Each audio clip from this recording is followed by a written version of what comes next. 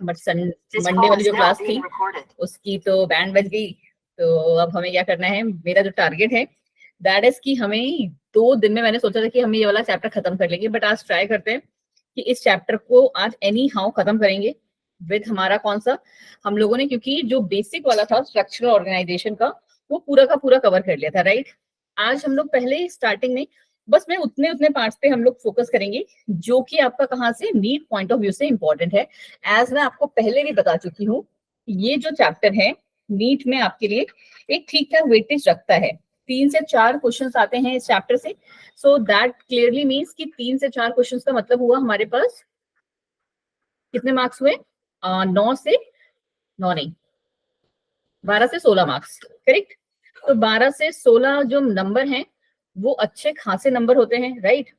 तो हम लोग ट्राई करेंगे इस चैप्टर को, जहां से मुझे लगता है कि जितने से आपके क्वेश्चंस जो है पूछे जा सकते हैं इस चैप्टर से, इंपॉर्टेंट। और वैसे आपका जो एग्जाम पॉइंट ऑफ व्यू से अगर देखें, और कितनों ने, सच सच बता रहा हूं, आप में से कितनों ने लास्ट ईयर का नीट का पेपर, लास्ट मतलब ये 2023 वाला पेपर उठा के देखा है?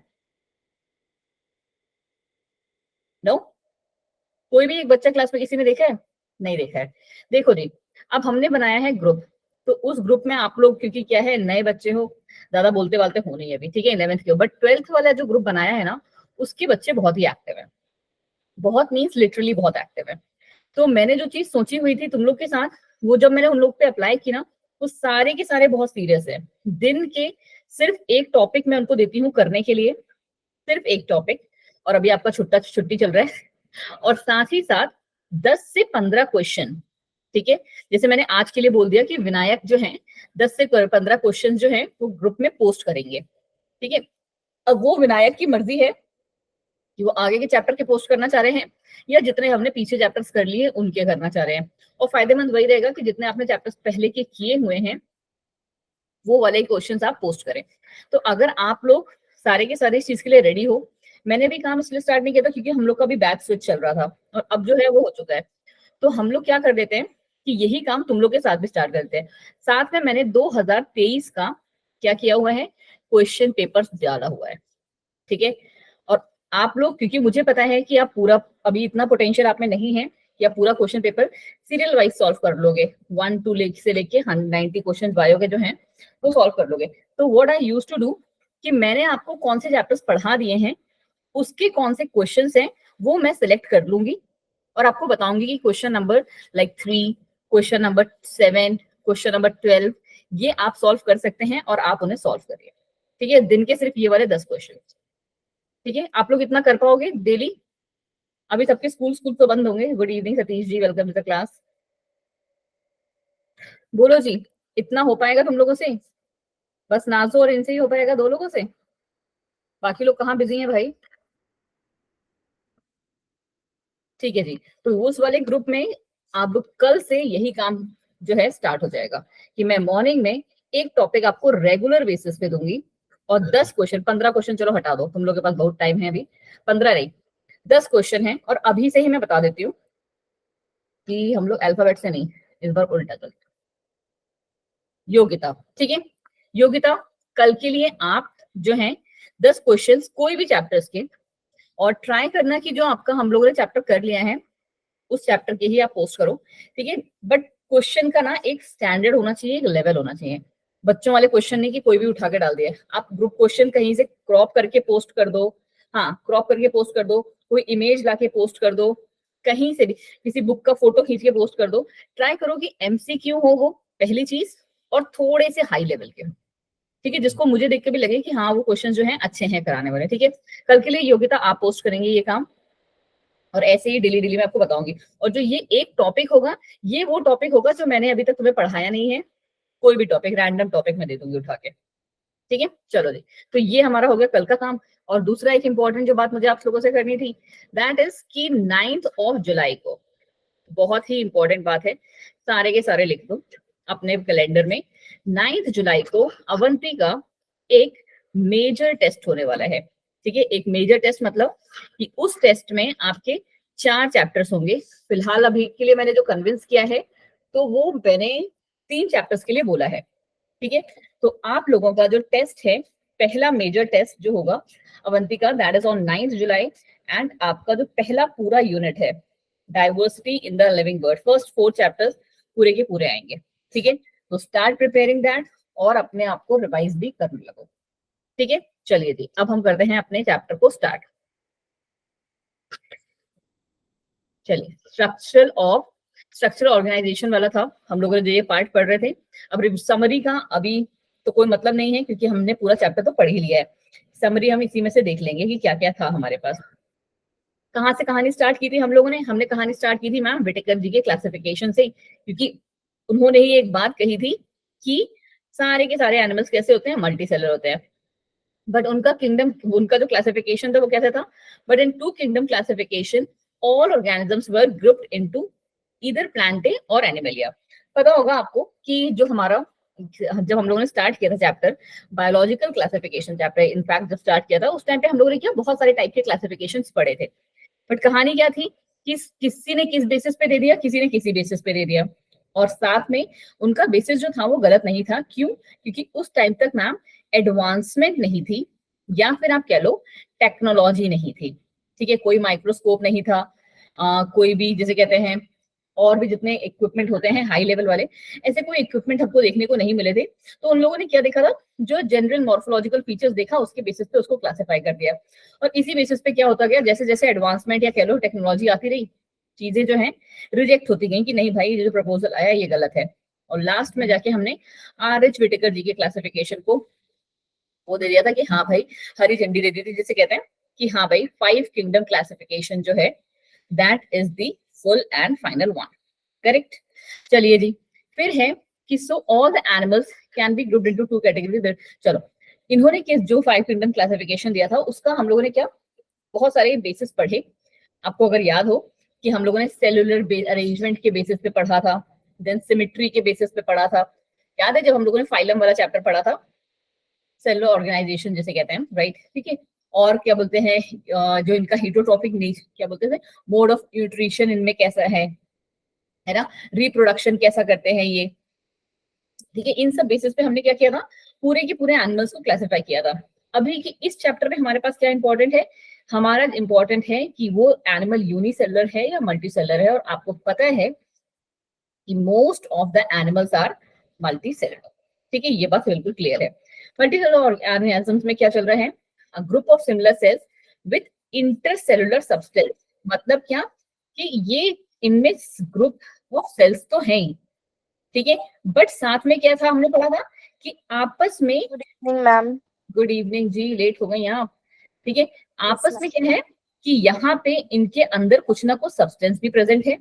करेक्ट, और साथ में क्या है, इनके हर एक के फंक्शन है। इसी बेसिस पे हमने क्लासिफाई किया था।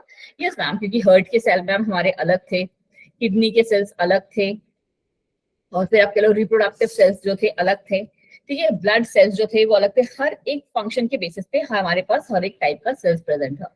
ठीक है जी मैम, चलो जी, ये रही इसकी डेफिनेशन। बड़ी पढ़ाई है तो इस पे ध्यान नहीं देंगे।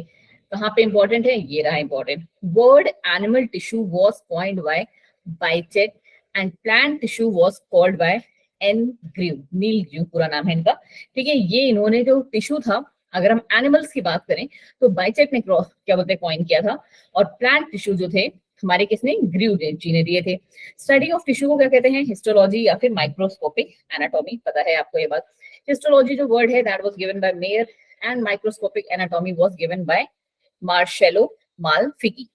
फादर ऑफ हिस्टोलॉजी किसे कहते हैं, बाइचेट जी को, जिन्होंने क्या एनिमल टिश्यू को ही क्या बोलते हैं बताया था, एनिमल टिश्यू के बारे में बताया था। इतनी बातें क्या आप ये याद कर पा रहे हो, चारों पॉइंट्स? देखो ये सारा जितना भी रामायण वाला पार्ट है ना, ये सारा मतलब जो है मैं आपको पढ़ाते पढ़ाते बोल चुकी हूँ। एंड इनफैक्ट जब हम लोगों ने अपनी जनरल क्लासेस की थी तब भी किया था।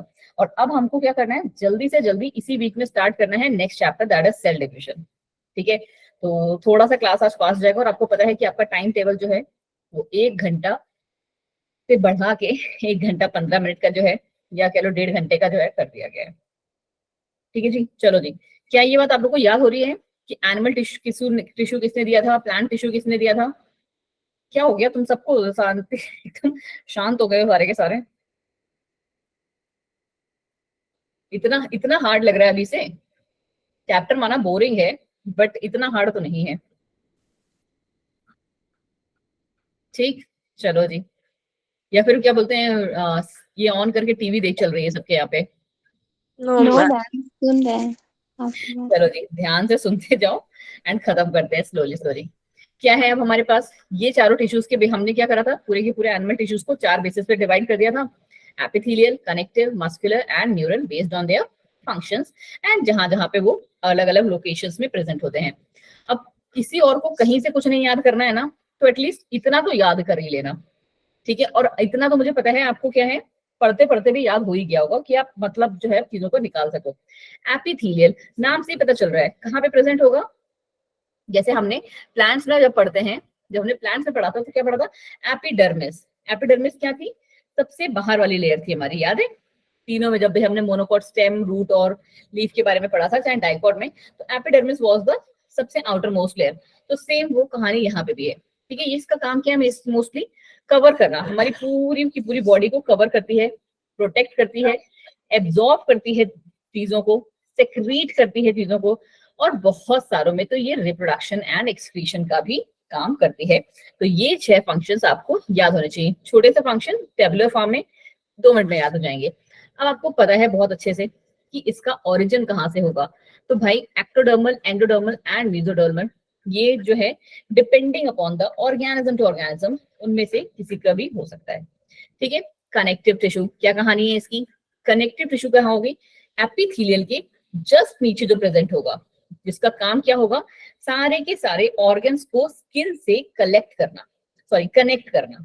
ठीक है, तो वो उसका काम कौन कर रहे हैं, below the skin, around the organs. ठीक है, तो वो कौन से प्रेजेंट है, हमारी कनेक्टिव टिश्यू। जितने भी ऑर्गन्स हैं उनमें हमारा कनेक्टिव टिश्यू प्रेजेंट होता है। और इसका ओरिजिन कैसा है, सब में इसका ओरिजिन मेसोडर्मल ही है। और इनका काम क्या है, अटैचमेंट का, सपोर्ट का, स्टोरेज का एंड हमारे ट्रांसपोर्ट का। लास्ट नहीं, सेकेंड, नेक्स्ट है हमारा मस्कुलर। मस्कुलर जैसा नाम वैसा काम, स्किन का काम कहाँ है भाई, मूवमेंट में। मसल्स हैं, क्या काम करती हैं, मूवमेंट एंड लोकोमोशन प्रोवाइड करती हैं। उससे भी इंपॉर्टेंट कि ये ओरिजिन कैसे हैं, मेसोडर्मल ओरिजिन है। बट क्या सिलियरी बॉडी, सिलिया कहाँ प्रेजेंट होता है ये, क्यों योगिता,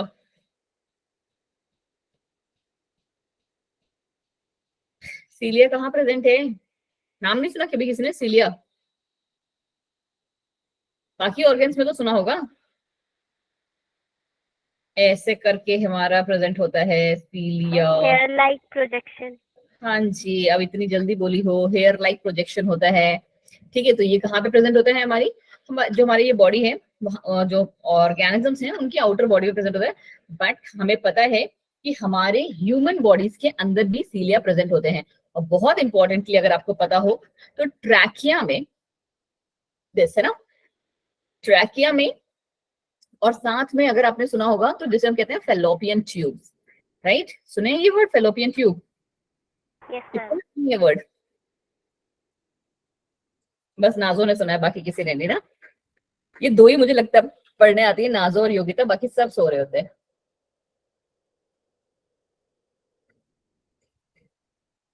चलिए जी, बिल्कुल सही कहा कि ट्रैकिया और फेलोपियन ट्यूब, अगर आपको पता हो तो फेलोपियन ट्यूब हमारा क्या, फीमेल रिप्रोडक्टिव सिस्टम का पार्ट है, बहुत ही इंपॉर्टेंट पार्ट है। नेक्स्ट ईयर आप क्लास में पढ़ोगे, मैं ही पढ़ूंगी बोले आपको अगर तो।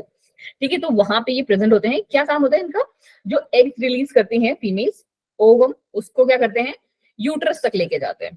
ठीक है, फेलोपियन ट्यूब से ओवरी आपको पता है एग रिलीज करती है, और वहां से ये फेलोपियन ट्यूब्स में होते हुए कहाँ पहुंचते हैं हमारे, ये हमारे मैम यूट्रस में पहुंचते हैं। ठीक है, चलो जी, अब ये क्या है, आइरिस एंड डायफ्राम। आइरिस आपको पता होगा, आइरिस किसका पार्ट है, आइस का पार्ट। ठीक है, डायफ्राम लंग्स के नीचे। हाँ जी, लंग्स के नीचे कह लो, हाँ जी, चेस्ट के नीचे कह लो, बिल्कुल सही बात है, जहां पे हमारा जो हार्ट है वो रहता है। ठीक है, बिल्कुल सही कहा। ये तीनों जो हैं ये हमारे मैम एक्टोडर्मल, और जो इनकी मसल्स हैं वो, या कह लो इनके जो मसल सेल्स है वो कैसे है, एक्टोडर्मल। बाकी जितनी भी मसल्स होती हैं मैम वो हमारी मेसोडर्मल ओरिजिन होती हैं। और इनका काम तो आपको पता ही है कि क्या करना है। नर्वस वाला, नर्वस का क्या कहानी आ गया, ये थ्रू आउट द बॉडी है, आपको पता है बॉडी के हर एक पार्ट में आपको सेंसेशन फील होता है, चाहे आप ये फिंगर की टिप से अपने पैरों की टिप्स में ले लो, तो इसका मतलब है नर्व्स जो है थ्रू आउट द बॉडी हमारे प्रेजेंट होती हैं। क्लियर। फिर कह रहा है ये एक्टोडर्मल है, ओरिजिन है इसका, और last but not the least इनका काम क्या है, इम्पल्स को क्रिएट करना, बॉडी में सेंसिटिविटी को लाना। ठीक है, वो कहते हैं ना, वो आपके जिंदा होने का जो है सर्टिफिकेट जो देना होता है, वही हमारे नर्वस टिश्यू जो है काम, तो सेम ही है। चलिए जी, अब थोड़ी सी डिटेल और थोड़ा सा जल्दी वाला पार्ट हमने करना है, किसमें, क्योंकि हमने पढ़ना है ये वाला पार्ट। अच्छा, आपके में क्या बोलते हैं, अभी भी जो न्यू वाली एनसीईआरटी है, वो एक बार मुझे देख के बताएगा क्या, उसमें फ्रॉग एंड कॉकरोच दिया हुआ है क्या आपके इस चैप्टर से? तो मैं वरना फिर सीधे मैंने फ्रॉग दिया है। सिर्फ फ्रॉग दिया है और अर्थवॉर्म भी नहीं है? नहीं, अर्थवॉर्म भी नहीं, तो एक काम करते हैं, अभी के लिए ना हम फिर इस वाले पार्ट को डालते हैं होल्ड पे, पहले हम फ्रॉग वाला पार्ट कर लेते हैं, बिकॉज वो आपका एनसीईआरटी में प्रेजेंट है, राइट। बिकॉज ये जो डिटेल वाला पार्ट है थोड़ा सा टाइम लेगा, 2 दिन का जो टारगेट बनाया है तो 2 दिन तो लेगा ये। कॉकरोच रिलेट है ना तुम्हारे से, चलो जी कोई नहीं, आ जाओ जी। आज हम करते हैं फ्रॉग की कहानी को, कितना है, अरे बहुत छोटा है, चलो मजा आएगा करने में, फटाफट से खत्म भी हो जाएगा आज के आज ही। तो टेक्निकली हमारा जो ये चैप्टर है, ये चैप्टर खत्म हो जाएगा, और फिर हम जो रिवीजन वाला पार्ट है एक बार कल करेंगे, और हमने अब स्टार्ट करना है। अच्छा सुनो मेरी बात, आप लोगों को अगर फर्स्ट 4 चैप्टर में से किसी भी चीज में डाउट हो तो प्लीज हमीज से करना, because now the thing is कि हमें जो है अपने नंबर बहुत ज्यादा अच्छे से लेके आने हैं। ठीक है, कि ऐसा नहीं होना चाहिए कि कैटलिस्ट बैच के बच्चे हैं तो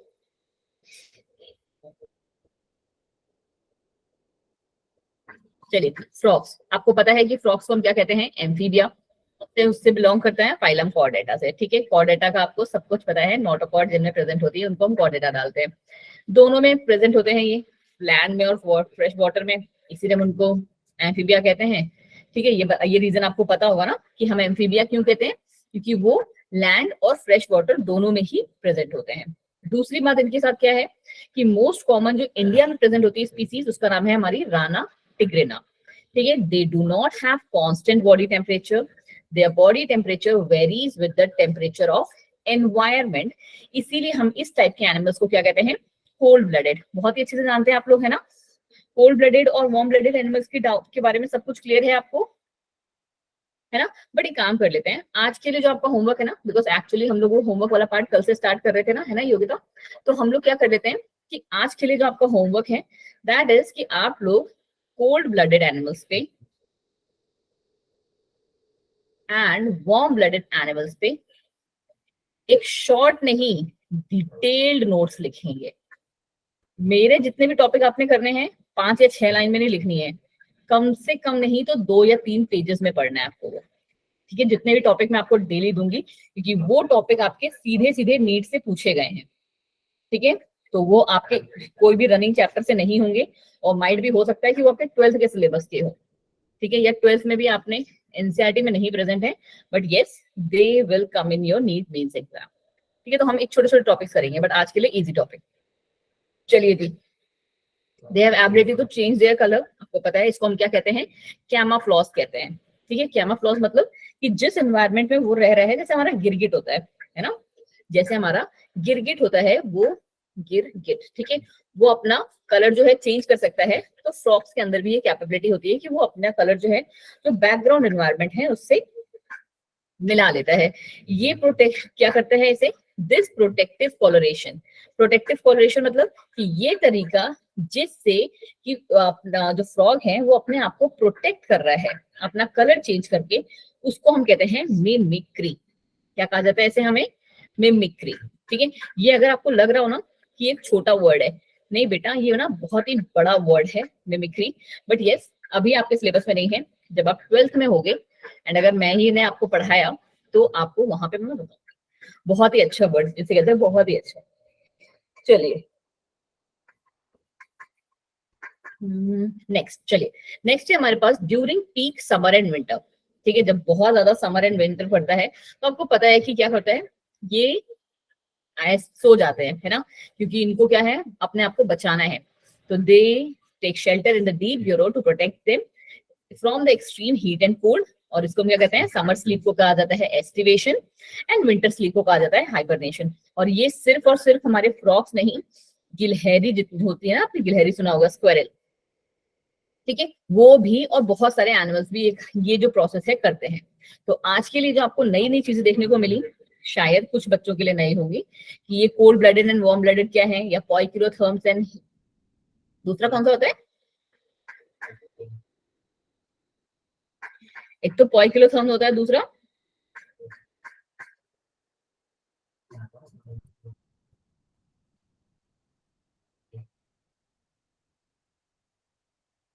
हीमियोथर्म्स, ठीक है, हीमियोथर्म्स कहा जाता है उन्हें। तो एक बार देख लेना, और उससे आपको कैसे याद रहेगा, ह्यूमंस करके, कि हम ह्यूमंस जो है वो कोल्ड ब्लडेड है, सॉरी वार्म ब्लडेड। चलिए जी, आगे बढ़ जाइए। अच्छा, ये वाला पार्ट आपको समझ में आया ना, कैमोफ्लेज क्या है, मिमिक्री क्या है, एस्टिवेशन क्या है, हाइबरनेशन क्या है? प्लीज एक बार थम्स अप कर दो। नहीं, सुनो मेरी बात, वो बच्चे हैंड रेस कर दो जिनको इन चारों में से किसी एक में भी प्रॉब्लम है। नहीं नहीं गुंजन, प्लीज, जिनको थोड़ा सा भी प्रॉब्लम है ना, जो आपके जहां से भी आप वीडियो देख रहे होगे, एक हैंड रेस का बटन है, तो प्लीज उसको आप एक बार हैंड रेस कर दो। सबको क्लियर है, ठीक है? Camouflage, mimicry, hibernation and aestivation. अब आ जाओ इसकी मॉर्फोलॉजी पे। ये क्या पढ़ रहे थे हम मैम, इसका हैबिटेट पढ़ रहे थे या इंट्रोडक्शन पढ़ रहे थे? अब इसकी मॉर्फोलॉजी कैसी है? स्किन जो होती है ना फ्रॉक की, वो स्मूथ होती है, स्लिपरी होती है due to presence of the mucus, क्योंकि उसके ऊपर क्या होता है, म्यूकस की एक कवरिंग प्रेजेंट होती है। The skin is always maintain in the moist condition, हमेशा उसकी जो स्किन होगी कैसी होगी, मॉइस्चर वाली स्किन होती है। The color of the dorsal side of the body is generally olive green with dark regular spots. हम किसकी बात कर रहे हैं? हम बात कर रहे हैं मैम राना टिग्रिना की, ठीक है, इंडिया वाले की।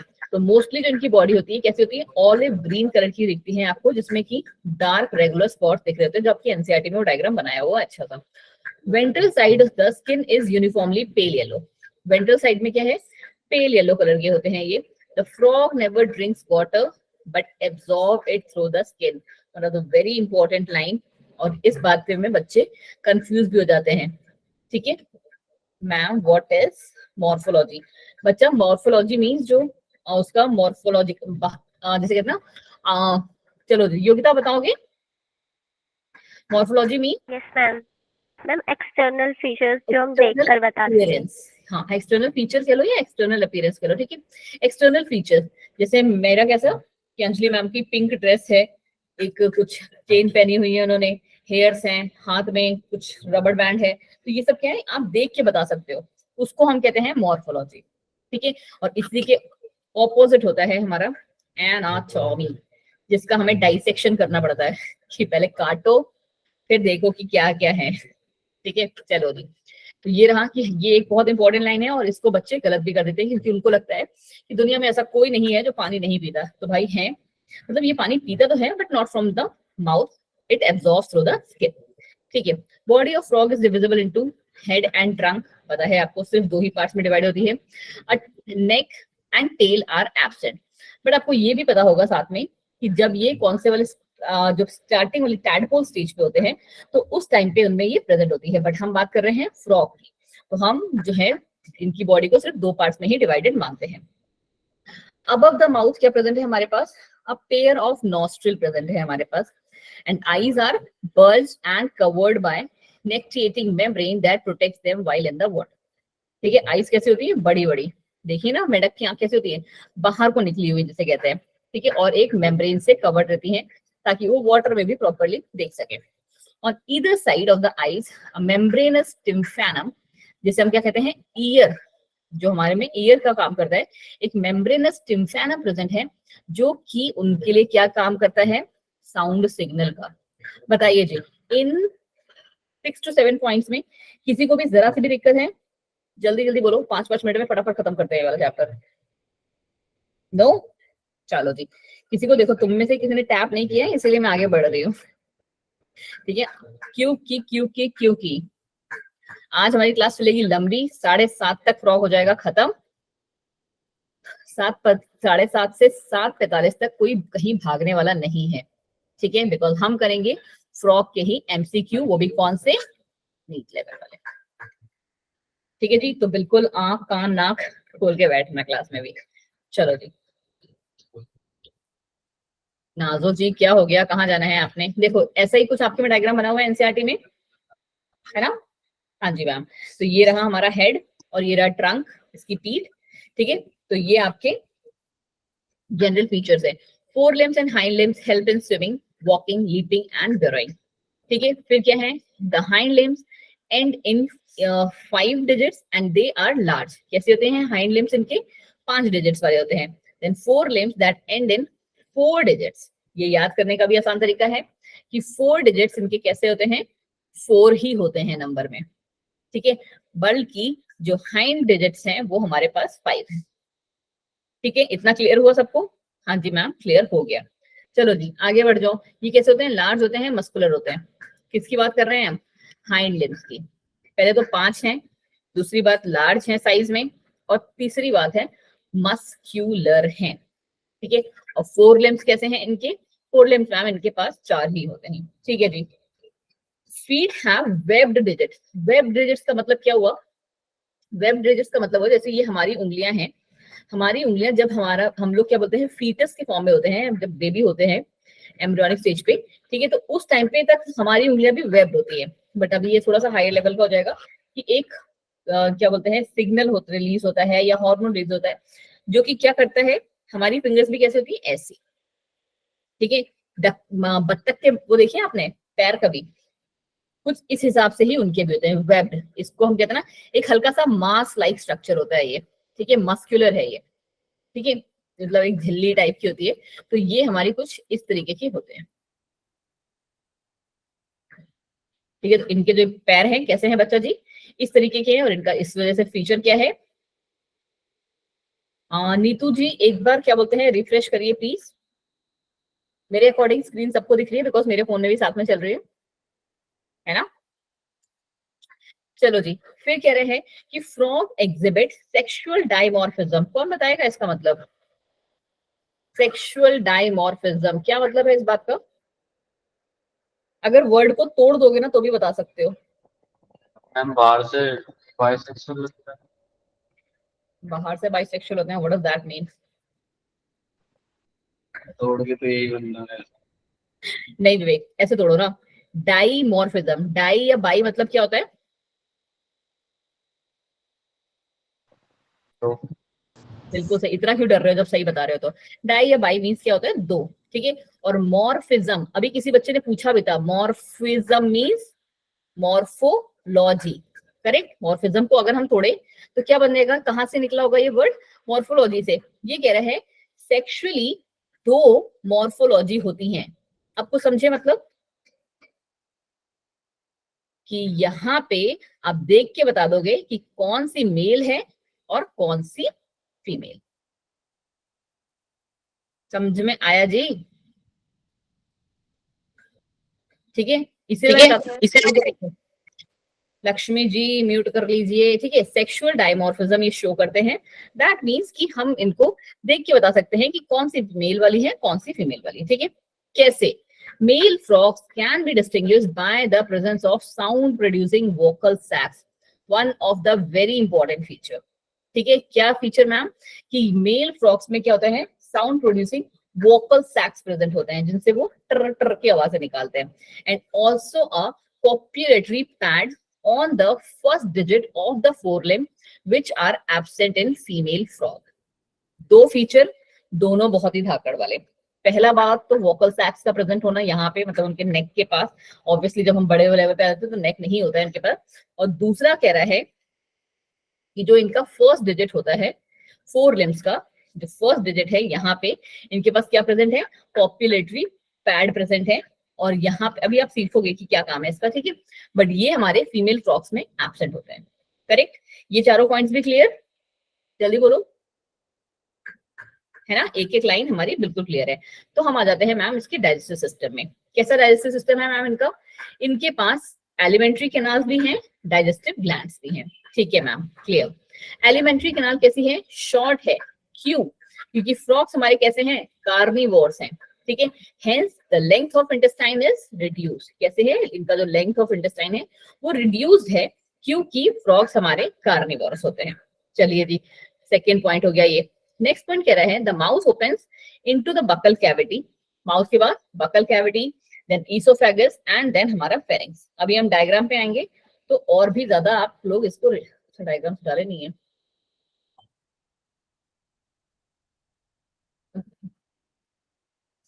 कोई नहीं, एक सेकंड दीजिए बस मुझे प्लीज।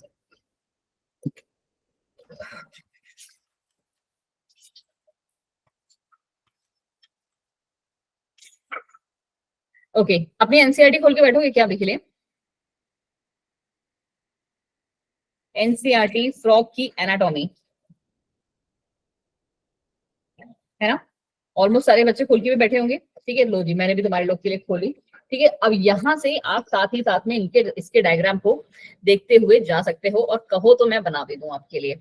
कैसे जी, ये रहा हमारा digestive system ma'am, just 1 second, ठीक है। हमने कहा कि एलिमेंट्री कैनाल है, डाइजेस्टिव ग्लैंड्स हैं, ठीक है मैम। शॉर्ट है क्योंकि ये कार्निवोरस होते हैं, इसलिए जो लेंथ ऑफ इंटेस्टाइन है वो छोटा है, ठीक है। फिर क्या कह रहे हैं, बकल कैविटी से ये हमारे स्टार्ट होते हैं। तो हम यहाँ एक काम करते हैं, माउथ, ठीक है, आपको मैं कैसे याद कराती हूँ, देन मैम बकल कैविटी, ठीक है। बकल कैविटी के बाद क्या रहा है हमारा, ईसोफेगस, है ना, हाँ, बकल थ्रू ईसोफेगस, और देन हमारा आ जाता है फेरिंग्स, ठीक है। ये चार याद हो गए, जल्दी जल्दी बोलिए, ये चारों याद हो गए, है ना। चलो जी, सबसे पहले mouth, then buccal cavity, oesophagus and pharynx. चलिए जी आगे बढ़ जाओ मैम।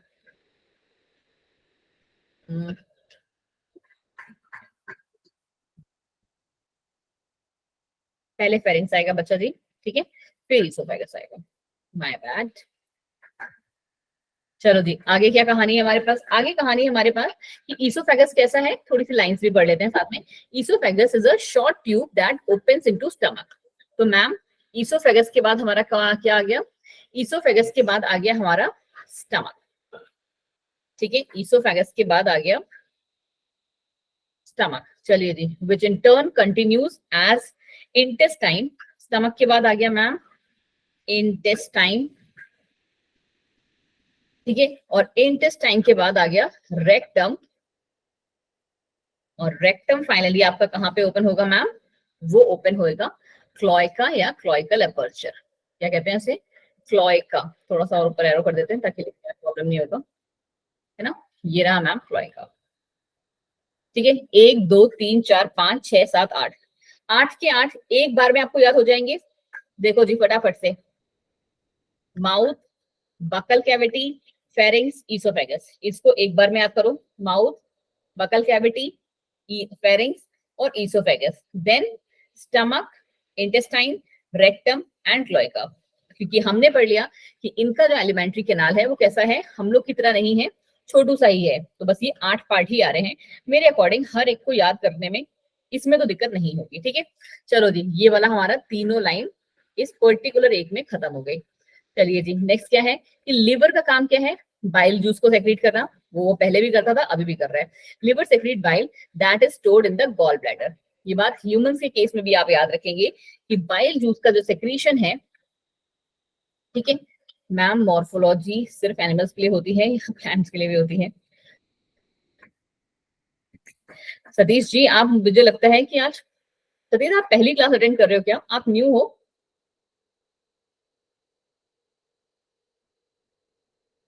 क्यों सतीश जी, जल्दी से अगर बता तो थोड़ा सा। वो सतीश कुमार नाम तो मैंने नोटिस किया है, पहले है हमारी क्लास में आ चुके थे। सतीश, मॉर्फोलॉजी का मतलब है जो है ना, वो हर एक के लिए है, चाहे एनिमल्स चाहे प्लांट्स, किसी के लिए भी, ठीक है। मॉर्फोलॉजी का बस सिंपल सा फीचर है एक्सटर्नल अपीयरेंस, की बाहर से वो कैसा दिख रहा है, ठीक है। तुम अगर बात करो ना, तो मेरे फोन की भी बात कर लो, तो इसका भी मॉर्फोलॉजी है, ये बाहर से कैसा है, बैकग्राउंड उसका ब्लू है, आगे फ्रंट कैमरा है ऐसे, ठीक है। कोई नहीं, दैट्स फाइन, माइक खराब है तो आपका, ठीक है। तो मॉर्फोलॉजी मींस एनीथिंग, किसी का भी एक्सटर्नल अपीयरेंस, ठीक है, it's not only restricted to living only. चलो जी, फिर क्या कह रहे हैं आगे कि पेनक्रियास क्या कर रहे हैं, एक डाइजेस्टिव ग्लैंड प्रोड्यूस करते हैं, जो कि क्या पेनक्रियाटिक जूस को प्रोड्यूस करते हैं, जिसमें क्या प्रेजेंट होता है, डाइजेस्टिव एंजाइम्स प्रेजेंट होते हैं। तो लिवर का काम भी हमें समझ में आ गया, बाइल जूस का है। नो मैम, पहले भी ज्वाइन हुए थे बट प्रीवियस क्लासेस में ज्वाइन नहीं हो पा रहे थे। प्रीवियस क्लासेस सतीश एक हफ्ते की जो छुट्टी थी उसके पहले पहले वाली आपने सारी वीडियोस देखी हुई हैं, नहीं देखी होंगी तो वो वीडियो जरूर देखना इंपॉर्टेंट है, ठीक है। चलो देख, फिर क्या कह रहा है, food is captured by a bilobed tongue. ठीक है, आपको पता है कि फ्रॉक्स की टंग कैसे होती है, बाई मीन्स हमेशा दो, ऐसे लंबी सी, ठीक है, ऐसे करके उनकी दो लोब्स में बटी हुई डिवाइडेड टंग प्रेजेंट होती है। Digestion of food takes place by the action of HCl gastric juice. अब आपको पता है कि HCl कहाँ से आ रहा है, गैस्ट्रिक जूसेस कहाँ से आ रहे हैं, from the walls of stomach. चलिए जी, partially digested food called chyme.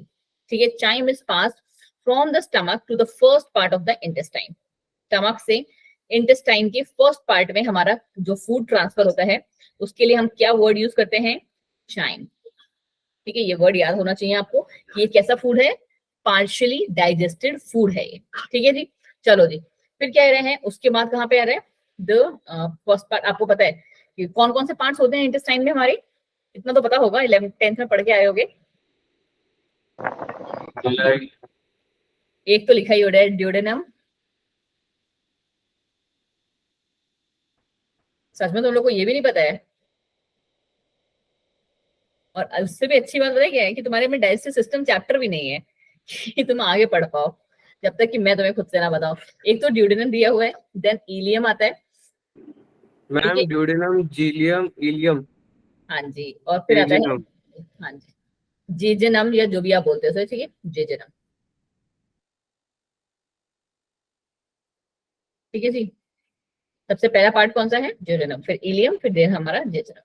चलो जी, तो ये रहा हमारा कि ये हमारा पार्शियली फूड जो है कहाँ से कहाँ ट्रांसफर हुआ, इंटेस्टाइन से, सॉरी स्टमक से इन ड्यूडेनम में ट्रांसफर हो गया। तो duodenum receive the bile from the gall bladder, gall bladder से बाइल मिली उसे, पैनक्रियाटिक जूस मिले पेनक्रियास से, और through a common bile duct के थ्रू उसके पास आए।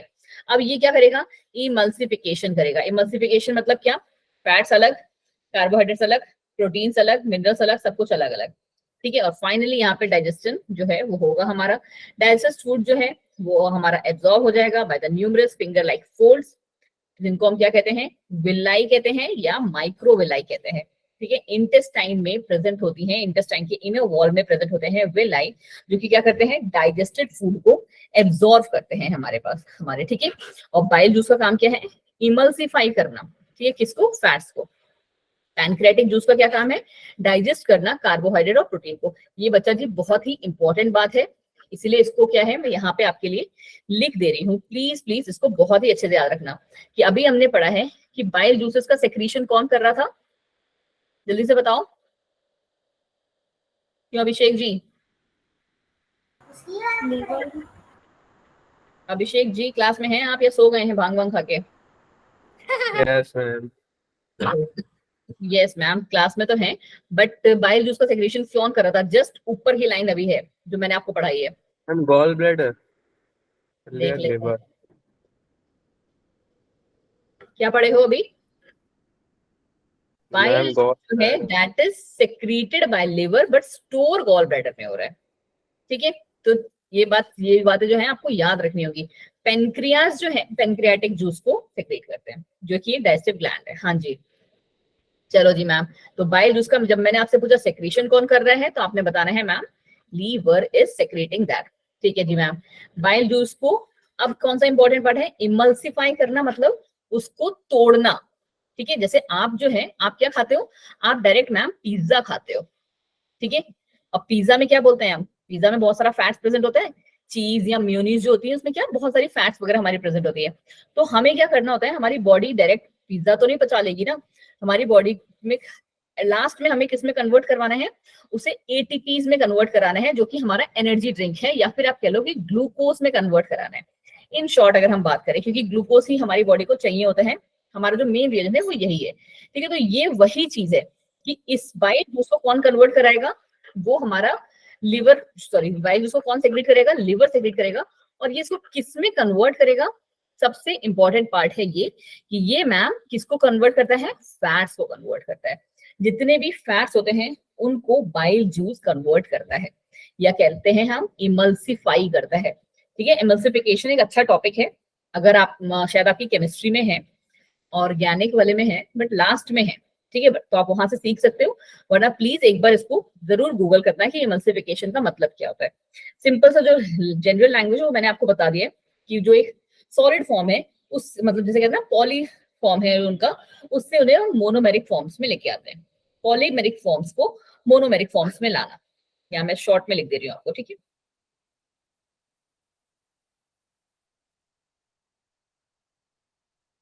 चलिए जी, अगला हमने क्या पढ़ा, जो एक इंपॉर्टेंट पार्ट कि पेनक्रियाटिक जूसेस किसको डाइजेस्ट करते हैं, तो यहाँ पे लिखना है। अब पेनक्रियाटिक जूस तो इजी है याद करना। ठीक है, पेनक्रियाटिक जूस है तो बच्चा जी उसको पेनक्रियाज ही सेक्रीट कर रहा होगा। ठीक है, और ये किसको डाइजेस्ट करता है, ये मैम डाइजेस्ट करता है हमारे कार्बोहाइड्रेट्स एंड फैट्स को। ठीक है, याद रहेगा आपको, बोलो बोलो। ये जो दोनों लाइंस है ना, they are very very very important lines, इसीलिए मैं आपको बार बार बोल रही हूँ कि इसको प्लीज अच्छे से कर लीजिए, है ना। चलिए जी, आगे पढ़ लेते हैं हम लोग। क्या है आगे आगे आगे आगे, ये वाला हमने पढ़ लिया कि अनडाइजेस्टेड जो फूड है वो हमारा कहाँ पे, रेक्टम से पास हो जाएगा, रेक्टम में आएगा, रेक्टम से वो क्लोएका से पास आउट हो जाएगा। अब आ गया उसका रेस्पिरेटरी सिस्टम। क्या कहते हैं रेस्पिरेटरी सिस्टम, बहुत ही इंपॉर्टेंट रेस्पिरेटरी सिस्टम है, क्योंकि आपको पता है कि फ्रॉग्स के जो लाइफ स्टेजेस हैं उनके बेसिस पे बना हुआ है। फ्रॉग्स रेस्पायर ऑन लैंड और वाटर में जो है दो अलग अलग तरीके के हैं। जब वाटर में होगा तो वो स्किन जो है उनका एक्वेटिक रेस्पिरेटरी ऑर्गन बन जाती है, जिसे हम क्या कहते हैं, क्यूटेनेशियस रेस्पिरेशन।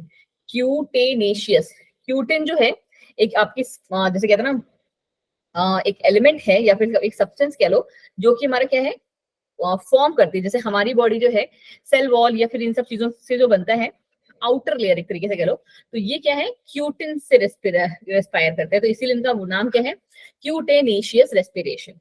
ठीक है, skin acts as aquatic respiratory organ, और इसीलिए इस टाइप के रेस्पिरेशन को हम कहते हैं cutaneous respiration. Dissolved oxygen in the water is exchange through the skin by diffusion. ठीक है, जो डिसॉल्व्ड ऑक्सीजन है वो वाटर में कैसे एक्सचेंज हो रही है, स्किन के थ्रू। मैंने आपको बोला था ना कि frogs do not drink water, वो कैसे करते हैं, वाटर को एब्जॉर्ब करते हैं। अब कौन सा प्रोसेस है, डिफ्यूजन से। अच्छा, आप लोग को डिफ्यूजन एंड ऑस्मोसिस दो प्रोसेस अच्छे से पता है? Yes ma'am.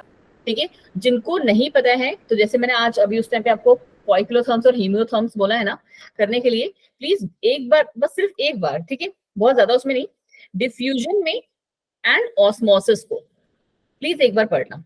ठीक है, सिर्फ जस्ट सिंगल बार। और अगर जिसको नहीं आता है ना वो प्लीज एक बार ग्रुप में डाल देना, मैम हमारे पल्ले नहीं पड़ा। ठीक है, तो कल हम क्लास स्टार्ट होने से पहले, कल जैसे हम लोग की जो कल क्लास है, नहीं कल तुम्हारी छुट्टी है, कल 12th वालों की है, तुम्हारी क्लास होगी थर्सडे। ठीक है, थर्सडे को अगर हमारी क्लास का टाइमिंग सपोज 6:30 से ही है, मैंने भी टाइमिंग मुझे भी याद नहीं हुआ है, न्यू टाइम टेबल आपको पता है 6:30 से ही है, तो 6:30 से ही ना मैं आपको डिफ्यूजन और ऑस्मोसिस वाला जो पार्ट है वो पढ़ा दूंगी। ठीक है, जिनको पढ़ना होगा, बट उनको ऑन टाइम आना होगा, ये नहीं होगा कि 6:45 पे ज्वाइन कर रहे हैं वो।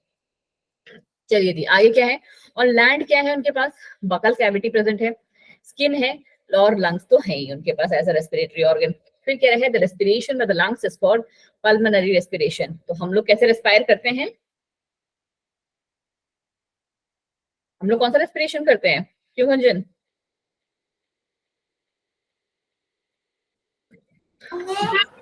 थ्रू लंग्स, दैट मींस हम लोग मैम पल्मोनरी रेस्पिरेशन करते हैं।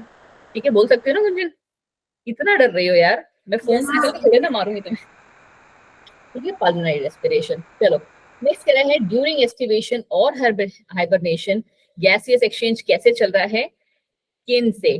तो one of the very very important point कि जब वो मैम हाइबरनेशन और एस्टिवेशन कर रहे हैं तो यहाँ पे कौन सा रेस्पिरेशन चल रहा है, क्यूटेनेशियस रेस्पिरेशन चल रहा है। स्टेटमेंट वाइज क्वेश्चन जब आएगा तो आपकी बैंड बच जाएगी, इसीलिए कह रही हूँ इसको याद रखना है। ठीक है, अब आप जानते हो हाइबरनेशन और एस्टिवेशन क्या होता है, summer sleep and winter sleep. And for दोस्त जिनको नहीं आता है वो वाला पार्ट भी, वो प्लीज इस वाले पार्ट को भी देखेंगे। चलिए जी, 2 स्लाइड्स अभी भी हमारे पास हैं, थोड़ा सा स्पीड और ज्यादा करना पड़ेगा, ठीक है। चलो, सर्कुलेटरी सिस्टम है अब हमारा। सर्कुलेटरी सिस्टम किस तरीके का है प्रेजेंट इनके पास है, वेल डेवलप्ड है एंड क्लोज्ड है, जैसा हम में होता है, ठीक है जी। इनके पास क्या है, लिम्फेटिक सिस्टम भी प्रेजेंट है। Okay ma'am, the blood vascular system में क्या है, जो हमारे पास मेन ऑर्गन्स हैं, हार्ट, ब्लड वेसल्स एंड हमारा ब्लड।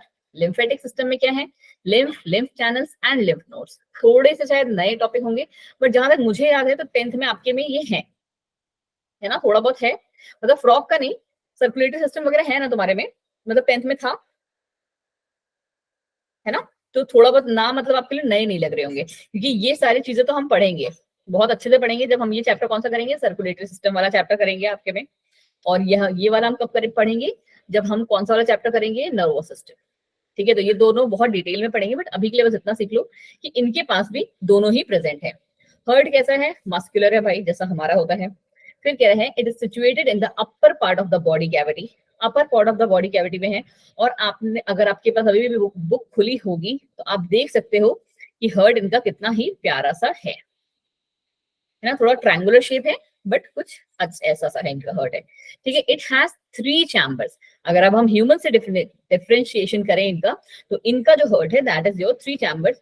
इनमें क्या है, 2 आर्टरियां हैं, बट वेंट्रिकल सिर्फ एक है। And it is covered by a membrane, जिसे हम क्या कहते हैं, पेरिकार्डियम। वेरी वेरी इंपॉर्टेंट, ठीक है। थोड़ी बहुत चीजें अभी से याद करते हुए सीखो, है ना। वैसे मुझे पता है कि ये सारी जो चीजें हैं आपका, जब हम लोग चैप्टर करेंगे ना, कौन सा वाला, सर्कुलेटरी सिस्टम, कौन सा चैप्टर है, जस्ट एक सेकंड देखूं मैं। Circulatory system, body fluids and circulation, मेरी जो बुक पुरानी है भाई, तो चैप्टर 18, ठीक है, उसमें आपका दिया हुआ है। तो बहुत ही अच्छे से पढ़ेंगे हम लोग, ऐसे कहते हैं ना, मजा आएगा, मेरा फेवरेट चैप्टर एक्चुअली है, ठीक है। तो उसको हम क्या कहते हैं, उस कवरिंग का नाम है हमारी पेरिकार्डियम। चलिए जी आगे, अ ट्रायंगुलर स्ट्रक्चर हर्ट, आपको अभी मैंने बताया, जिसको हम क्या कहते हैं, sinus venosus joins the right atrium. क्या कहानी चल रही है, देखो जी, छोटू सा एकदम बना लेते हैं यहीं पे। हमने पढ़ा कि मैम एक ट्रायंगुलर स्ट्रक्चर है, ठीक है मैम। पहली बात ये क्या कह रहे हैं, called sinus venosus joins the right atrium. Right atrium, ये हमारा राइट एट्रियम आएगा, ठीक है। ये रहा मैम, यहाँ पे हमारा राइट एट्रियम आ रहा है। It receives the blood through the major veins, जिसे हम क्या कहते हैं, वेना कावा, ठीक है। ये राइट एट्रियम है, ठीक है। चलो कोई काम करते हैं, अंदर ही लिख लेते हैं। ये रहा मैम राइट एट्रियम। यहाँ पे हमारी कौन सी वेन है ये जी, ये है मैम हमारी वेन्स वेना कावा, ठीक है मैम, याद हो गया हमें। The ventricle opens into the sac like, जिसे हम क्या कहते हैं, कॉनस आर्ट्रियोसिस, ठीक है, on the ventral side of the heart. अब ये क्या कह रहे हैं कि ये जो प्रेजेंट है हमारा, ये कहाँ प्रेजेंट है, राइट एट्रियम, डॉर्सल साइड पे। और वेंट्रल साइड पे इनके पास क्या प्रेजेंट होगा, वेंट्रल साइड पे मैम, अब मैं वेंट्रल साइड तो नहीं बता सकती, बट अगर आप कहो तो मैं इसके लिए दूसरा बता दूं आपको, ठीक है, ठीक है। ये डॉर्सल है और ये रहा हमारा मैम, ठीक है, वेंट्रल साइड, ठीक है। ये रहा हमारा वेंट्रल साइड। वेंट्रल साइड में क्या प्रेजेंट है हमारे पास मैम, यहाँ पे हमारा वेंट्रिकल प्रेजेंट है। चलो जी आगे क्या कहानी है हमारी, special venous connection between liver and intestine as well as kidney, ठीक है। एक हमारा वेनस कनेक्शन है स्पेशल, यहाँ पे कौन सा है हमारा, जिससे हम क्या कहते हैं, between liver and intestine as well as हमारा किडनी, ठीक है, and the lower parts of the body present in the frog, ठीक है जी। देखो थोड़ा सा मुझे पता है आपको थोड़ा सा डिफिकल्ट लग रहा होगा, बट आपको अभी जो चीज सीखनी है वो ये है कि जो हमारा जो ये वाला पार्ट है वेंट्रिकल, क्योंकि हमने क्या पढ़ा कि हमारे पास एक ही वेंट्रिकल है, तो वेंट्रिकल वाला पार्ट जो कि हमारे वेंट्रल साइड में ही प्रेजेंट है, वहां पे जो ब्लड आ रहा है वो हमारा कहाँ या फिर कह लो कि उसका कनेक्शन जो है वो किस किस से है मैम, उसका कनेक्शन लीवर से है। आप ऐसे ही डायग्राम बना के याद करोगे, इंटेस्टाइन से है, ठीक है, और साथ ही साथ में इसका कनेक्शन मैम किडनी से भी है, ठीक है। ये डायग्राम आपको ऐसे ही याद करना पड़ेगा। और प्लस आपका कौन सा है, लोअर बॉडी पार्ट से भी, लोअर बॉडी पार्ट्स। इतना पार्ट आपको समझ में आ जाएगा, जल्दी बताओ फटाफट पहले जल्दी जल्दी जल्दी, वेंट्रिकल जो है वो ओपन करता है हमारा एक सैक लाइक कॉनस आर्टरियस से। बस इतनी बात जो है आपको याद करनी है, ठीक है, कि ये हमारा कहाँ पे ओपन करता है, एक सैक लाइक स्ट्रक्चर में ओपन करता है। सैक लाइक मतलब एक झिल्ली लाइक स्ट्रक्चर में, जिसका नाम क्या है मैम, हमारा कॉनस आर्टरियस है। साथ ही साथ जो कि ये कहाँ प्रेजेंट है, हमारे वेंट्रल साइड ऑफ हार्ट में प्रेजेंट है। राइट एट्रियम डॉर्सल साइड में है मैम, वेंट्रल साइड में हमारा वेंट्रिकल प्रेजेंट है। ठीक है मैम, बिल्कुल ही क्लियर है आपको ये बात। नेक्स्ट जो ये बात कह रहा है, वो ये कह रहा है कि ये इसका जो कनेक्शन है, हमारी जो ये स्पेशल वेनस सिस्टम्स हैं, उनका कनेक्शन किस किस के साथ है। तो मैम यही से आपको एमसीक्यू बनते हैं। लिवर के साथ है, इंटेस्टाइन के साथ है, किडनी के साथ है, और हमारे लोअर बॉडी पार्ट्स के साथ भी है। चलो जी, द फॉर्मर इज कॉल्ड, इस वाले पर्टिकुलर को हम क्या कहते हैं, हेपेटिक पोर्टल सिस्टम कहते हैं। और लेटर वाला जो पार्ट है, इस वाले पार्ट को हम क्या कहते हैं, रीनल पोर्टल सिस्टम कहते हैं। तो this is your hepatic portal system. ठीक है, मैं ये वाली स्लाइड अगर आप कहोगे तो मैं ग्रुप में डाल दूंगी, ठीक है, तो आप इसको डायरेक्टली यहाँ से देख सकते हो, क्योंकि ये डायग्राम अगर आप अपनी कॉपी में बना लोगे तो मेरे अकॉर्डिंग आपको चीजें थोड़ी सी जल्दी याद हो जाएंगी। और ये है हमारा रीनल पोर्टल।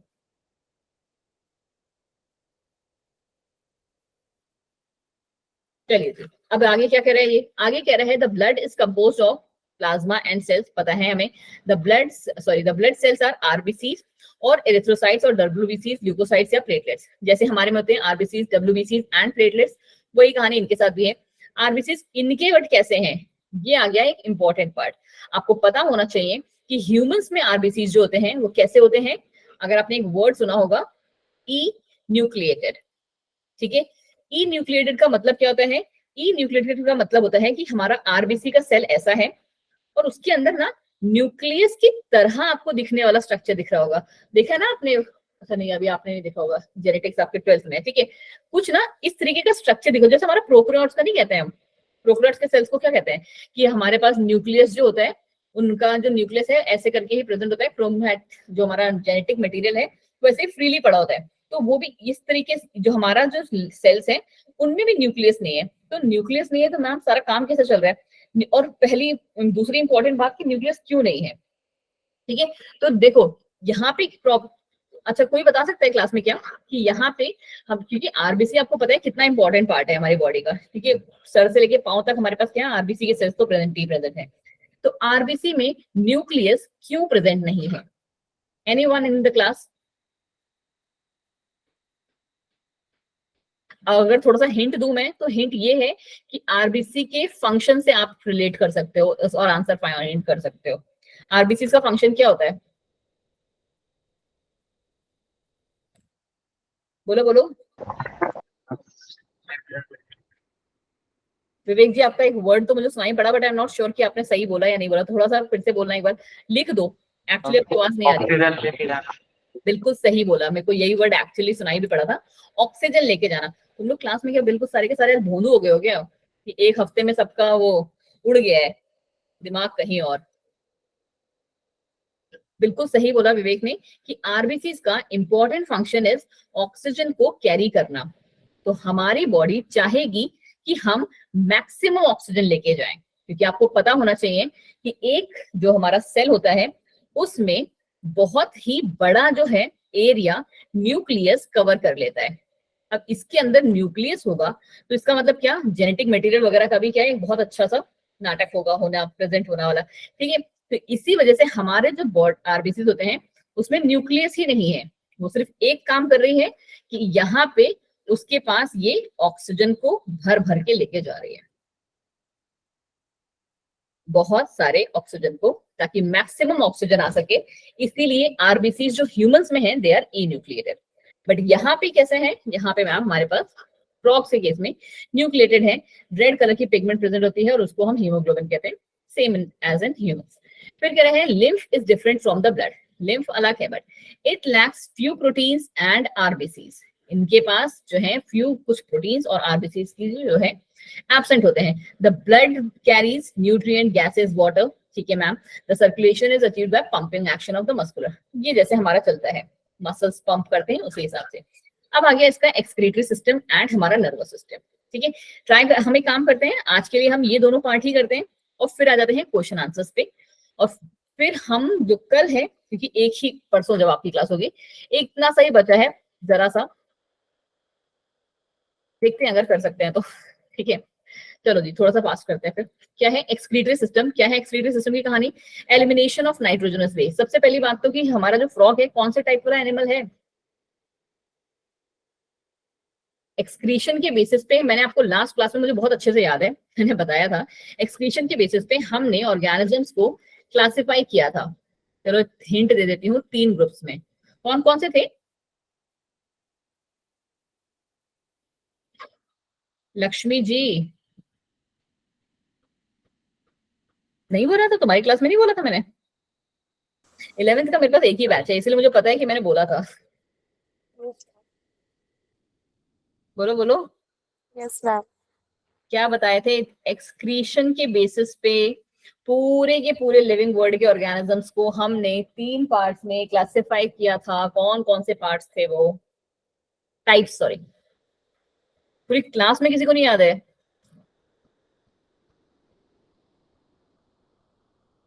अब मैं मैम जैसे ही यूरिया वाले। हाँ जी योगिता, चलो तुम्हारी याददाश्त वापस आ रही है, मुबारक हो। बाकी लोग, और कौन सा था? पहुंची तो सही जगह हो। Ma'am uric acid. हाँ जी, क्या कहते हैं यूरिक एसिड वालों को?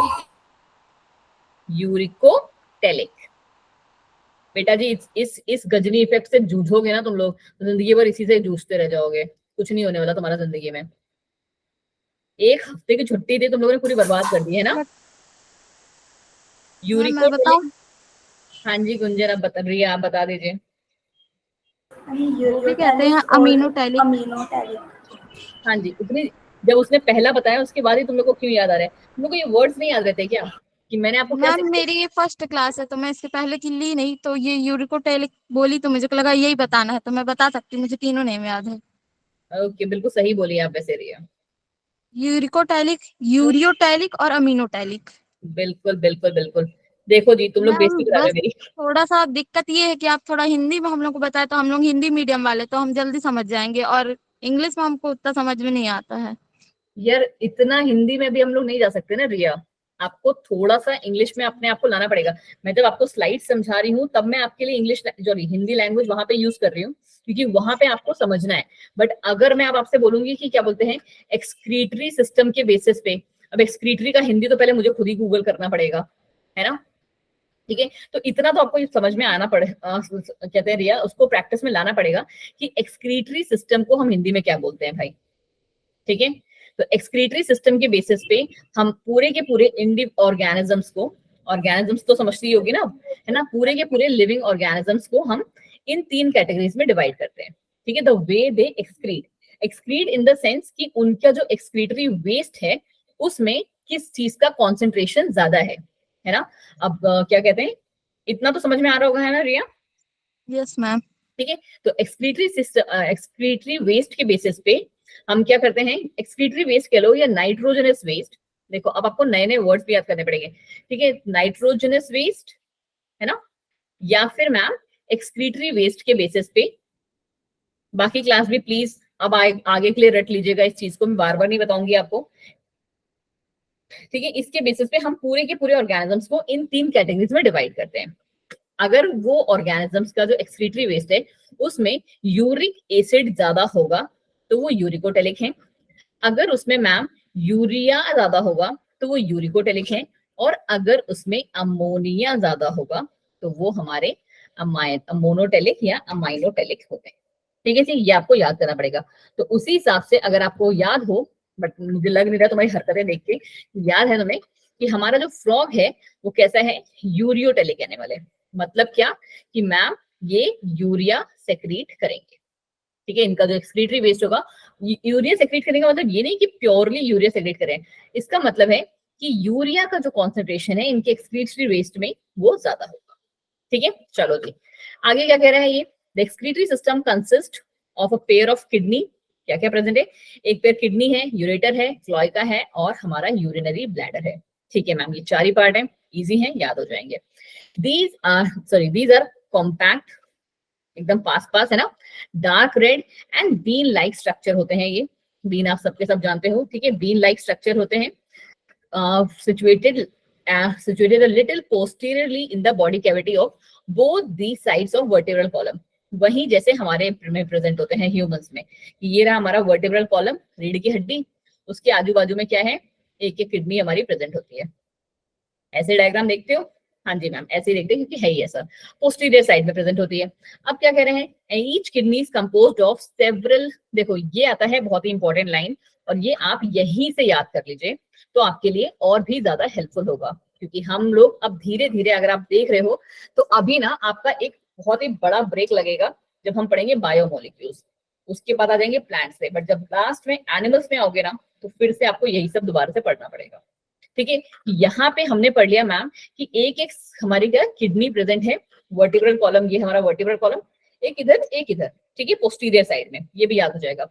दूसरी बात ये क्या कह रहा है कि यहाँ पे किडनी में क्या प्रेजेंट है, हमारे नेफ्रॉन्स प्रेजेंट है। तो नेफ्रॉन्स को दूसरा नाम क्या है, यूरिनीफेरस ट्यूब्यूल्स। ये आपकी पूरी एनसीईआरटी में कहीं आपको शायद मेरे अकॉर्डिंग नहीं मिलेगा। ठीक है, तो यूरिनीफेरस ट्यूब्यूल्स जो है नेफ्रॉन्स का ही दूसरा नाम है, ये आपको पता होना चाहिए। इसको हम क्या कह रहे हैं, स्ट्रक्चरल एंड फंक्शनल यूनिट कह रहे हैं। ठीक है, लास्ट जब तक आपका 11th खत्म होगा तब तक आप 7 से 8 जो है फंक्शनल यूनिट जो है याद कर लोगे। तो फिलहाल के लिए आपका क्या है, किडनी का फंक्शनल यूनिट क्या है मैम, नेफ्रॉन। ठीक है, चलो जी, फिर क्या कह रहे हैं, 2 ureters emerge from the kidney in the male frogs. The ureter acts as a urogenital duct which opens into the cloaca. फिर कह रहे हैं, in females the ureters and the oviduct open separately in the cloaca. क्या क्या क्या क्या, देखो जी, आ जाओ, देखो कहाँ गया हमारा डायग्राम, ये एक्चुअली कल मैं आपके लिए डायग्राम इसका लेके आ जाऊंगी, बट अभी के लिए मेरे पास डायग्राम नहीं है, तो अभी के लिए आपको बस क्या है, थोड़ा सा समझ लो। ये कह रहे हैं कि ये रही हमारी किडनी, ठीक है, एक इधर एक इधर। अब ये कह रहे हैं कि मेल में क्या है, 2 यूरेटर्स आ रहे हैं। ये लो जी मैम, ये यूरेटर आया, यूरेटर पता है ना, उसके कनेक्शन को ही कहते हैं हम। ठीक है, तो ये रहा हमारा यूरेटर, इधर से आ रहा है, इधर से आ रहा है, और ये हमारा क्या कर रहा है, सेपरेटली ओपन हो रहा है। ठीक है, 2 ureters emerge from the kidney in the male frog. The ureter acts as a urogenital duct which opens into cloaca. तो मैम ये जाके हमारा ओपन हो रहा है क्लोएका में। अब क्या कह रहे हैं कि in females the ureters and the oviduct open separately in the cloaca.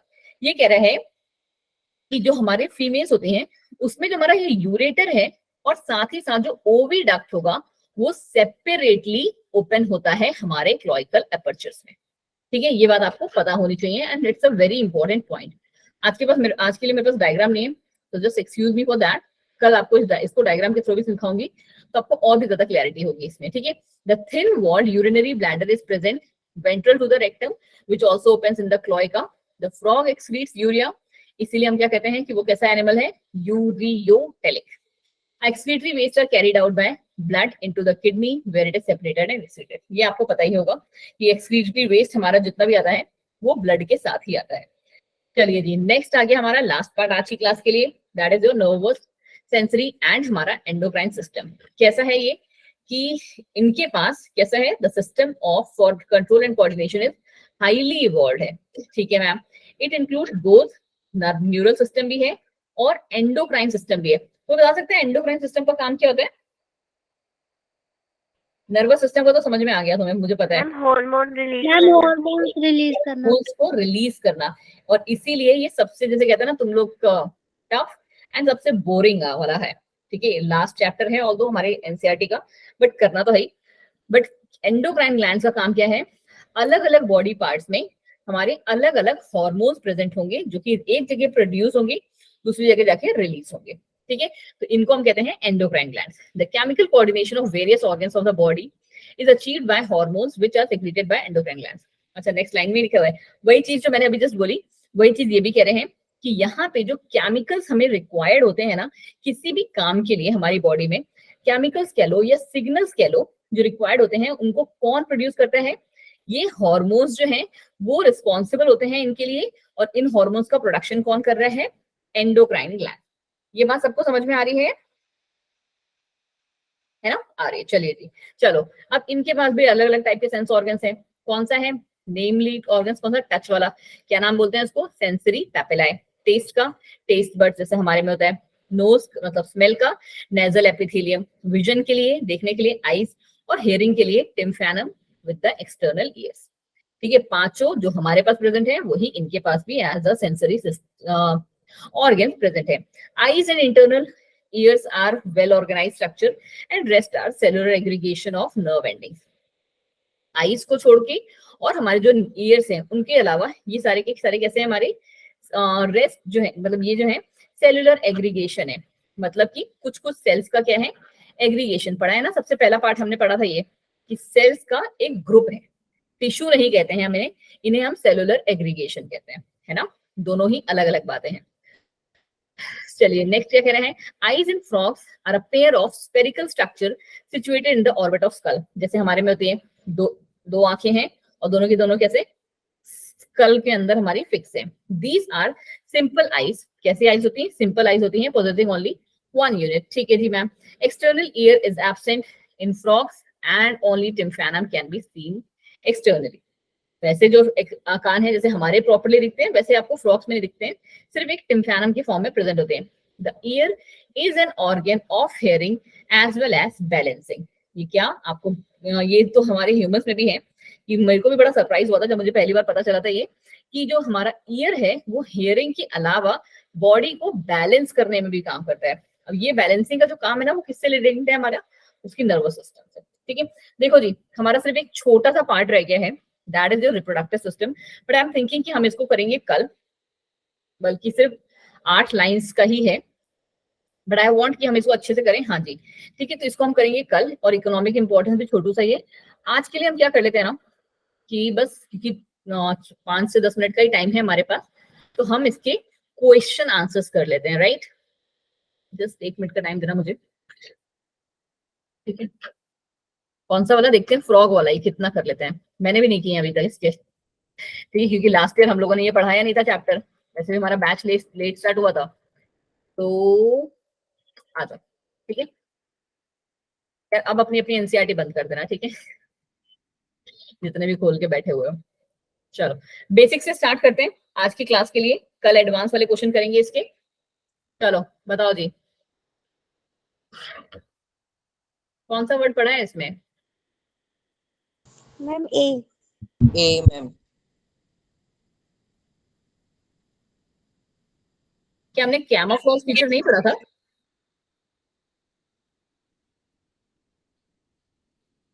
Camouflage का मतलब क्या बताया था मैंने आपको, याद है?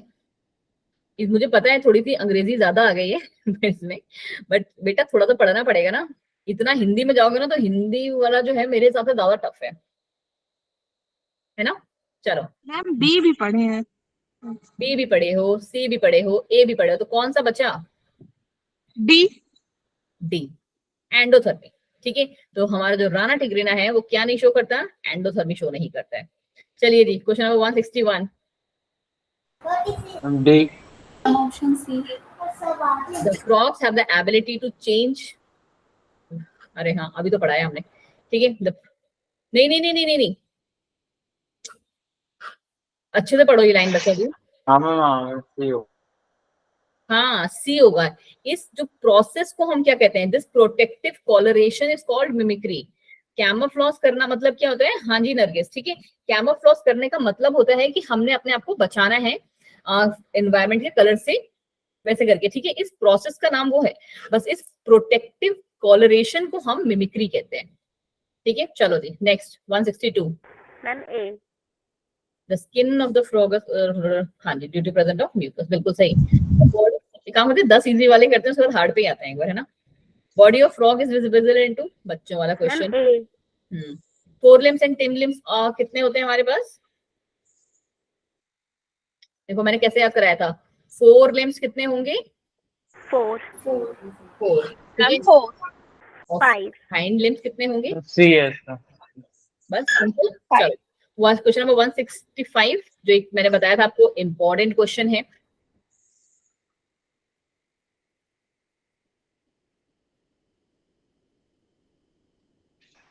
D. क्या विवेक? मैम ए।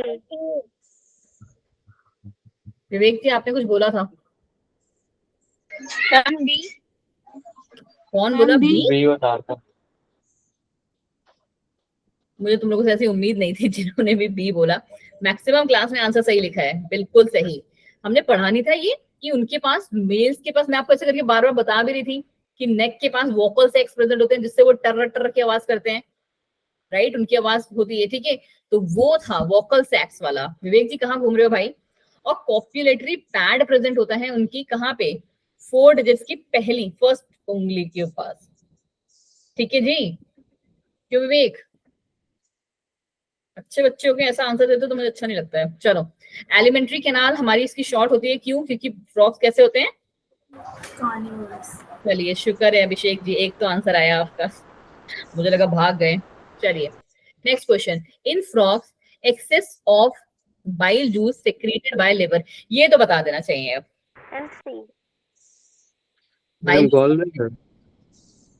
हाँ जी बिल्कुल सही, ठीक है। चलो, next next next. In frog the digestion of food walls of stomach secrete, ये शायद हम लोगों ने नहीं पढ़ा है ना। Yes ma'am. ये तो छोड़ो, तुक्का मारो आप लोग अपने अकॉर्डिंग। मैम सी। सी, बिल्कुल सही तुक्का मारा है। तो हमारे ह्यूमंस में होता है एक्सोल और गैस्ट्रिक जूसेस, वही ये भी डाइजेशन के लिए सेग्रेट करते हैं, ठीक है। वैसे गैस्ट्रिक जूसेस से आप आंसर मतलब आंसर का अंदाजा निकाल सकते थे, है ना। स्टमक में हमारे क्या गैस्ट्रिक जूसेस ही तो आते हैं। चलो, in from digested food is absorbed bye, अभी किया था ये, अभी किया था, मैंने आपको बताया था। मैम ए। हाँ जी, नाम क्या था उसका? Villi and microvilli. कौन से वाला पार्ट को कह रहे थे हम? याद है विवेक जी? अभी हमने बोला था ड्यूडेनम, फिर आप ही ने शायद इसका आंसर दिया था आगे का, इलियम एंड जेजनम, है ना। तो इसीलिए वो कहाँ मैम पे? मैंने नहीं दिया था। अच्छा, आपने नहीं दिया था, मुझे लगा शायद आपने दिया था। तो ये वाला पार्ट अभी किसी ने तो मुझे बताया था जब मैंने ड्यूडेनम का नाम लिया था। तो स्टार्टिंग जो फर्स्ट पार्ट होता है वहां पे हमारे विलाई और माइक्रोविलाई प्रेजेंट होते हैं इंटेस्टाइन की, और वही हमारे डाइजेशन वाला काम होता है, ठीक है जी। चलो जी, पड़ोस वाला क्वेश्चन है, इसको भी देख ही लेते हैं दोनों को। 176, बस 2 मिनट और रुकते हैं, है ना। मुझे पता है टाइम थोड़ा ज्यादा हो गया है, बट कोई बात नहीं, वैसे भी आपकी क्लासेस का टाइम जो है वो बढ़ चुका है ना। मैम ए। पेरिकार्डियम, बिल्कुल सही। 3 चैम्बर्ड हर्ट ऑफ फ्रॉग क्या क्या होता है? Ma'am option, B. गुंजन आपने कुछ बोला? बीओ। बी, बिल्कुल सही, ठीक है। इसको भी देख ही ले, इतना तो किया ही है ना, इतना तो बेसिक कर ही सकते हो। During aestivation and hibernation in frogs gaseous exchange कहाँ से चल रही होती है? स्किन से। क्या कहते हैं इस टाइप के रेस्पिरेशन को?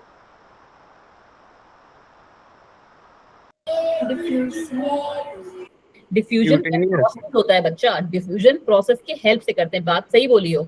बट इस टाइप के रेस्पिरेशन को क्या कहते हैं? 2 तरीके के रेस्पिरेशन मैंने तुम्हें आज की क्लास में बताए, कौन कौन से?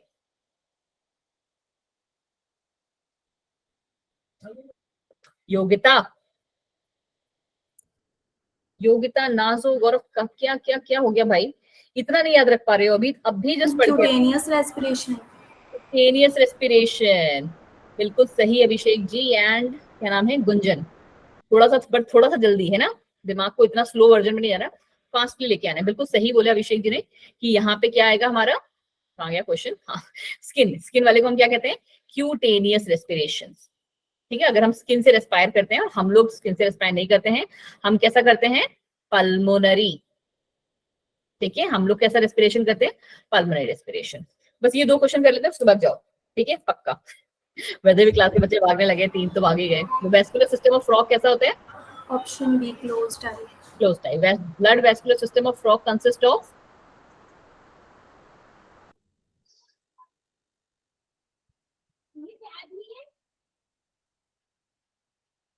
Ma'am D. D. Arteries, when, capillaries, heart and blood when, बिल्कुल सही। इसमें तो फालतू फालतू भरा हुआ था। चलो जी, अब आप बताएं जी, आपको और थोड़े से देखने हैं या फिर चले घर? 2 ही रह गए इस पेज के, कर ही लेते हैं ना, बस 2 ही रह गए हैं इस पेज के। रेस्पिरेशन बाय लंग्स अभी तो मैंने बता ही दिया, अब तो नहीं बताऊँ तुम्हारा करेंगे। पल्मोनरी वेंटिलेशन, ठीक है। नाजो सोच रही होंगी कि मैम बार बार जाने को बोल रही है, फिर रुक जा रहे हैं। चलो, इसको बता दो बस, प्लीज एनसीईआरटी की हेल्प मत लेना, उसके बाद आप लोग जाओ। हिंट कौन सा है देखें?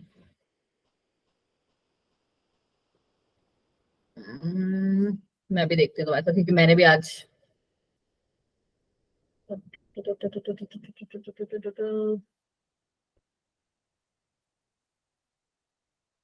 कोई अच्छा वाला हिंट नहीं दिख रहा है। हाँ जी, मिल गया हिंट।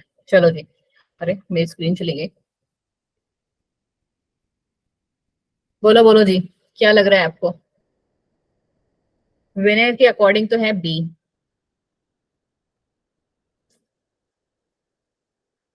बाकी लोग? Yes, ma'am. B. Yes, ma'am. बाकी बी लोग सारे बी पे कह रहे हैं। देखो ए तो इजी है, गॉल ब्लैडर, और सब में आई गेस दिया भी हुआ है, तो ए तो कोई हिंट था नहीं मैम। ठीक है, चलो जी देखते हुए चलते हैं। बी क्या है हमारा? लंग्स, वो भी सब में कॉमन ही है। ठीक है, अब आता है इंपॉर्टेंट वाला पार्ट। ये सी क्या है मैम?